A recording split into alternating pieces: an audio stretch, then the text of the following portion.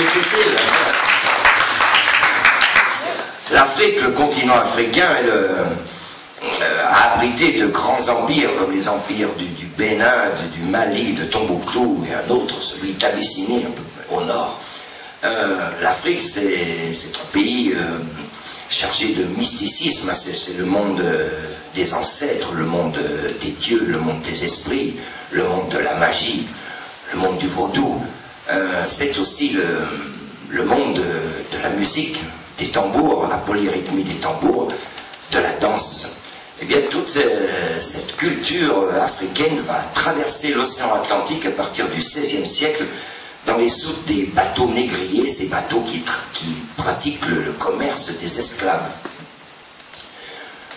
À cette époque, fin du XVIe, toutes les grandes royautés européennes ont mis en place, avec des sociétés privées, un système commercial particulièrement redoutable au niveau de la rentabilité. On a appelé ça le commerce triangulaire, puisqu'il touche 3 continents, l'Europe, l'Afrique et le Nouveau Monde. Hein. Alors des bateaux vont partir chargés de tissus, verroteries, diverses bimbeloteries, quincailleries, d'alcool, d'armes à feu, et vont descendre sur les côtes de l'Afrique de l'Ouest, une région en gros qui va du Sénégal jusqu'à l'embouchure du Congo, mais plus tard ce commerce se perpétuera vers l'océan Indien avec une ville qui s'appelle Zanzibar, hein, qui a un nom un peu flashant, hein, et là aussi on fera beaucoup de trafic d'esclaves. Et bien quand les bateaux arrivent, ils vont dans des forts qui ont été installés par les diverses royautés, espagnols, portugais, anglais, français, suédois, hollandais, tout le long de cette côte, et là ils attendent l'arrivée de trafiquants arabes ou africains qui ramènent avec eux souvent une cargaison d'au moins 600 personnes. Alors tous ces gens, tous ces Africains ont été kidnappés, rasiés dans leurs villages, dans les prés, dans les champs. Ils sont ramenés souvent de très loin de l'intérieur des terres, ce qui explique qu'il va y avoir beaucoup de pertes humaines. Et pendant les 3 siècles que va durer ce commerce, 15 millions d'Africains vont arriver vivants au Nouveau Monde. On estimerait que le taux de perte était de 30, 40, peut-être 50%, ce qui ferait que l'Afrique à cette époque a été saignée d'au moins 50 millions de personnes.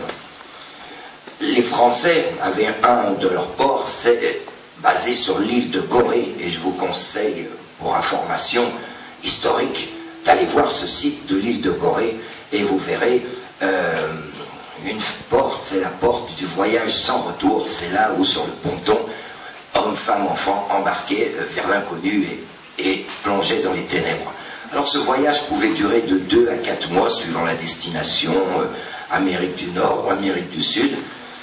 Quand ils arrivaient à destination, ils étaient vendus sur les marchés aux esclaves, marqués au fer rouge par leur maître. Et avec l'argent, on achetait les matières premières produites au Nouveau Monde, le thé, le tabac, l'indigo, qui est une matière qui sert à colorer, qui était très employée à cette époque-là. Et vers le 19e siècle, le gros commerce, c'est le commerce du coton, c'est le roi coton. Ce commerce va permettre la création de l'industrialisation en Angleterre, les premières filatures.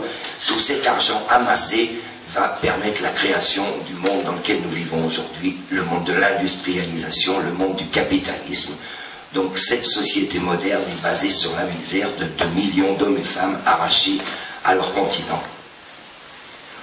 Il faudra attendre, je crois, 2002 pour qu'une Hélène Taubira, qui est une députée de Guyane, mène un combat et qu'on reconnaisse l'esclavage et la traite négrière comme un crime contre l'humanité. Donc vous voyez, toute cette période sombre de l'histoire a été occultée pendant longtemps. Alors je vais vous raconter l'histoire du blues. Pourquoi le blues et pas la salsa ou la musique cubaine? Parce que je ne sais pas jouer de salsa ni de musique cubaine. Suivant l'endroit où les esclaves vont atterrir, et suivant leurs maîtres, eh bien ils vont faire ils vont créer des types de musique tout à fait nouveaux.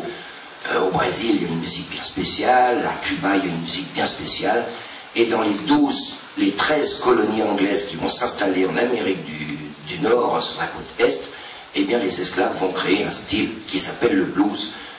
Il va apparaître à la fin du 19e siècle, mais le fruit de tout un tas d'éléments, de racines, comme les negro spirituals, comme les chants de travail, comme la musique qu'on pratiquait sur les plantations, comme la musique aussi irlandaise qui va se mêler à la musique africaine. On peut dire que le blues, c'est comme une fleur africaine qui va naître à des milliers de kilomètres en territoire américain.